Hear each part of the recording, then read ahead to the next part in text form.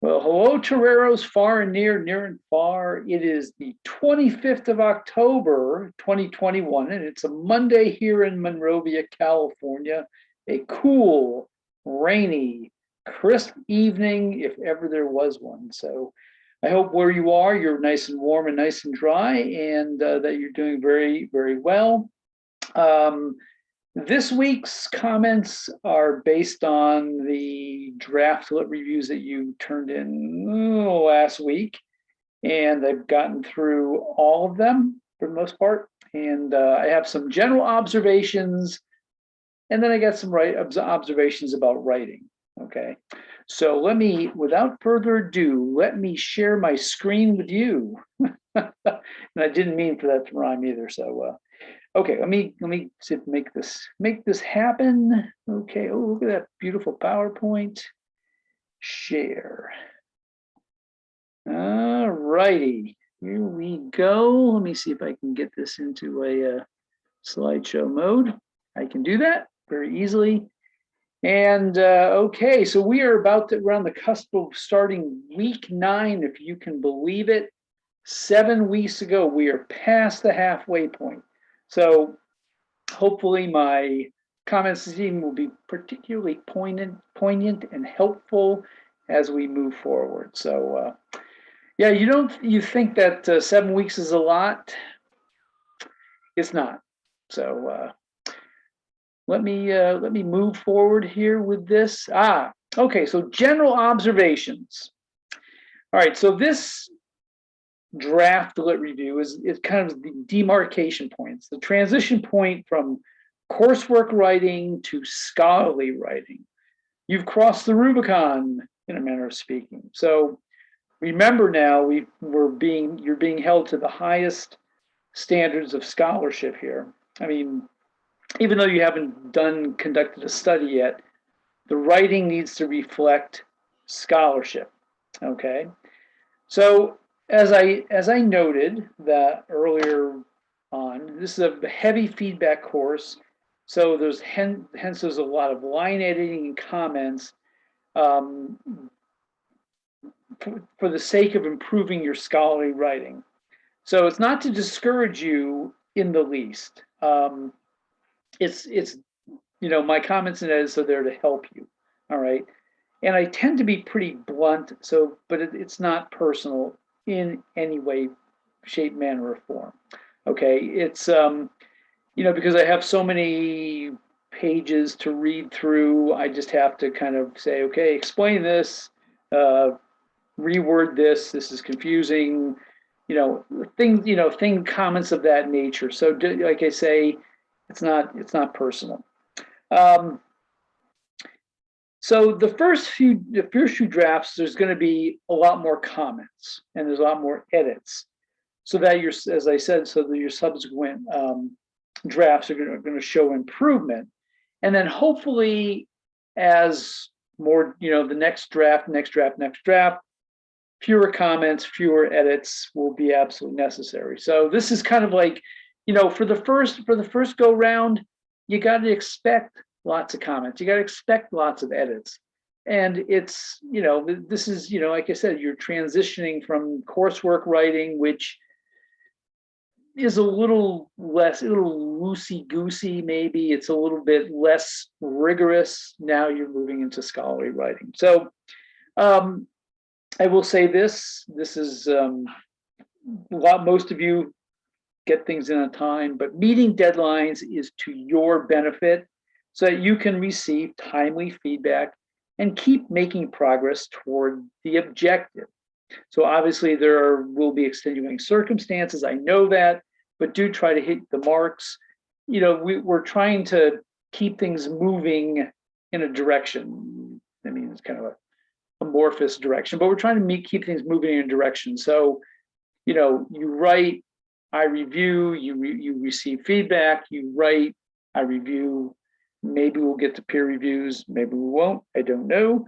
But there's it's got to be a continuous flow, because if there isn't a continuous flow, by the time December 17th comes around, you'd be going, oh, I don't have my review done. Oh, can I have extended time? No, you can't have extended time. You get due on the 17th of December. Okay. So meet to the greatest extent possible, meet your deadlines. Okay. All right. And I want you to remember this, and this is in keeping with my last sentiment about meeting your deadlines. Remember, lit review goes into your part A. You must pass with a combined score of 20 points or no LEAD 610. And on that note, I will mention that I will not be teaching LEAD 610 next semester. Tears. No, Bob Don Moyer will be teaching it. He was supposed to go on sabbatical, and his sabbatical got changed, so he will be leading LEAD 610, and I will be taking over LEAD 549. I'll be teaching research methods to master's students. So there you go. But my job is to get you to the point, get you to the part A and through the part A and onto the dissertation seminar. All right. Now, I appreciate your enthusiasm for thinking ahead about conducting your dissertation. However, it's very premature to discuss what you might be doing for your study, what your potential research questions are, and your potential methods. This is the sequence, okay? So let's bear this in mind. Literature review, studies objectives and aims, research questions, hypothesis to be tested, design and procedure. I mean, prior to that is your introductory chapter to outline the problem. But from the lit review on, okay, this is the sequence. Don't get ahead of yourself, okay? Focus solely on the task at hand, the literature review, okay? Task at hand, lit review. Let's not think ahead, all right? Last, some of you need to get going. Time is of the essence. Like I said, week 9 of 16 is upon us, and your final review is due on the 17th of December. Not to beat a dead horse, or any horse for that matter. You know, this is what drop dead deadline is. So you got to be on your marks. All right, observations on writing. Okay, so the general observation I've made about writing is that you're kind of going off, some of you are going off script. You have a good outline. It's comprehensive. It's sequential. It's your guide. So follow it, okay? Follow that outline. Don't, if you don't have literature for a section, that's a gap, all right? That's a potential gap, which your eventual research study, which you're not talking about now, will fill, okay? And each element of your outline is a major heading. So, so follow the outline. Don't get all squirrely on me, okay? Just focus on the outline. Get the literature to fill it up, fill it out, whatever you want to call it, but follow the outline. Because honestly, I was really, really pleased with your outlines because they're comprehensive and they are sequential. And it's like, okay, start here, and work your way through, because it's logical, it's linear, and it makes sense. Okay, there you go. You did a great job on that outline. So just use it. You got it? Use it. Okay. And remember, pardon me, remember you are writing for an academic audience. Okay. So slow down, think linearly and logically, organize your thoughts, organize your materials, and write clearly without ambiguity, okay? So your writing needs to be, and remember, going back to this idea that you're transitioning from coursework writing to scholarly writing, okay. Your writing needs to be objective, dispassionate, boring, impersonal, and without pronouns other than when referring to authors as in they said this and they said that and she noted this and she noted that. Okay, of course, you want your own voice to come through. If I can't remember which Ridley chapter that was, but anyway, you want to develop your own scholarly voice, but it's still got to be a little bit impersonal. Okay, don't use I, don't use we, don't use you. Okay, you can use, like I say, you can use he, she, they in referring to authors who said things. Okay, all right, so that's enough of that. Don't leave, this is back to this, remember your audience. Okay, remember who your audience is. Your audience is your dissertation chair and your committee, and the ultimately, and before that, me, I'm your audience. I get to up to a point, I guess, up to December 17th, I'm your audience. And then it's your, the two faculty members who are going to read your part A. So don't leave unanswered questions. Define things, especially technical terms or jargon. Explain concepts and ideas, and describe things in full, and clarify anything that's potentially, that someone's not going to understand. Just because, we're academics, we're scholars, we've written and we've published and things like that, don't assume that we know that we know everything. You have to explain things to us, in part to show us that you understand what you're talking about, that you know what you're talking about, but also, to explain to us, to tell us the story, right? So, be clear. Don't be ambiguous. Be thoughtful. Be considerate of your audience. That's basically what I'm telling you to do. Okay, so here's a little. This is not really nitpicky. There's no need to put the name of the journal or list the full names of the authors, just the authors and the date of publication. So, for example, Galloway 2021 stated, etc. Sheldon et al. 2015 claimed. I never claim anything, so don't let me fool you in that. So this is what, you just don't want to write the whole journal or the whatever document that you're sourcing. Don't write this name of the source, and don't list the full names like Fred Galloway, Jeff Sheldon, et cetera. Just last name and date will suffice. Okay, speaking of et al, it is et al, period, not et period al period, or et al period comma. Okay, so there's no comma after the al. There's only a period. Okay, no period after the et, only a period after the al, and no comma. All right. Anytime there are quotation marks, there needs to be a page number for the citation. So Sheldon 2015 stated thus, and thus. You're pulling that directly from the article or whatever it is, and you're saying what I said directly, and you're putting it in your lit review. Then there needs to be a page number attached to that. Because ostensibly people, when they read this, they may want to go back and look at your source material. And that's the reason why you put references in. It's in part because there's a plagiarism issue, but also because when people read these, they may want to go back to your source material. They want to see what you saw. Okay, so be gentle, be kind. Put those numbers in. All right. And be consistent in the use of language. If, for example, you introduce the term independent school, you never know.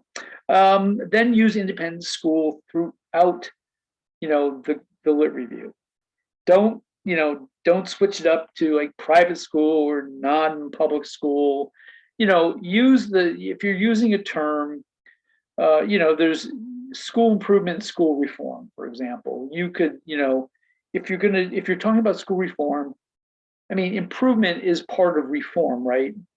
Okay, improve, reform. But if you pick one and go with it throughout the whole thing. All right, very good. A couple other things, a few more things here. No abstract in the lit review. An introduction will suffice. Tell the reader what you're going to tell them. Okay. No table of contents in a lit review either. Okay. So if you go back and you look at the, refer back to the lit reviews in those 6 exemplar dissertations we looked at in week 3, they will show you exactly what you need to be doing. I mean, they're totally top shelf, which in British parlance means they're top, number one. Woo, at the top of the shelf. They're the best. I guess it refers to liquor bottles, the best stuff, the most expensive liquors on the top shelf. So top shelf is number 1. Okay, the conjunct. Okay, this is something that makes me a little nutty. Makes me nutty in my own writing. It makes me nutty. So it makes me nutty when I read it in other people's writing as well. So the conjunction adverb pronoun, which is what that is way overused by most people, and it's really unnecessary under most circumstances. It's like, I can't give you an example off the top of my head, but it's just, if you read in this one sentence, you read like 3 that's, and that's a little bit much. 1 that will probably suffice. And make sure that there's a difference between using that and which. So make sure you're clear on when to use that and when to use which. Know which one to use. I didn't plan on doing that, but okay. Just a little levity to break up the monotony. Okay, so avoid. This is something that makes me a little nutty too. Again, a lot of this stuff I see it in your writing, but I also have seen it in my own writing. So, this is as much a refresher for me as it is for you. So avoid starting subsequent sentences the same way. Like the first sentence is the author's claimed, and then the next sentence you go, the author's claimed, and the third sentence you go, the author's claimed.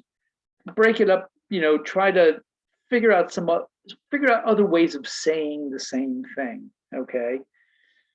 All right. So if you're using tables or figures, introduce them to your audience. Take them through what they're going to see and point out what you want them to focus on. Okay. Just don't plop a table in the middle of a page and say, and without referring and without, explaining what the table is, why it's meaningful, what's relevant about the table, what information does it pertain, how will the contents thereof inform or better inform your audience about what it is you're talking about. Okay, so just make sure that you say what table is all about, and make sure you follow the APA guidelines for tables, in terms of the title, how you number them, and then how you title them, and where the number and title go. So references in text, if not your own thoughts, otherwise could be considered plagiarism. Make sure, there's, I read writing, and you get a whole block, a whole paragraph of writing, and there's like no reference. Okay, are these your own thoughts? Are these your own words? Or are these from something you read? So, you've got to, more in this case is better. More references is better. Remember I said that someone reading this might want to go back and read, if you don't reference something and they read it, they're gonna assume it's your thought, your thinking, your thoughts, but they're not your thoughts if you're not thinking those thoughts. If you've never thought those thoughts before in your entire life, then it's plagiarism, and that's a verboten. No. Okay, and don't overly rely on 1 or 2 sources. I've seen some paragraphs, some rather lengthy paragraphs, and lengthy paragraphs are not, in and of themselves, are not a bad thing.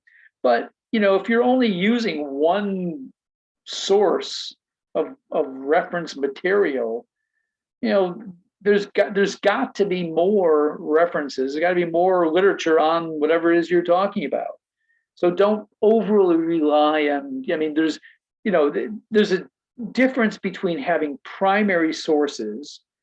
Okay, those are like kind of the go-to, researchers in a particular area. So those are your primary sources and you go to them, right? But their works, they reference other works as well. They reference other research.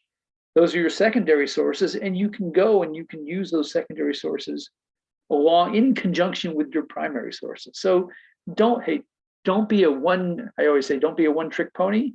Don't be a one-source writer. Okay. This is I think we're down to the almost to the end here. You have your hold on here. You have your APA manual.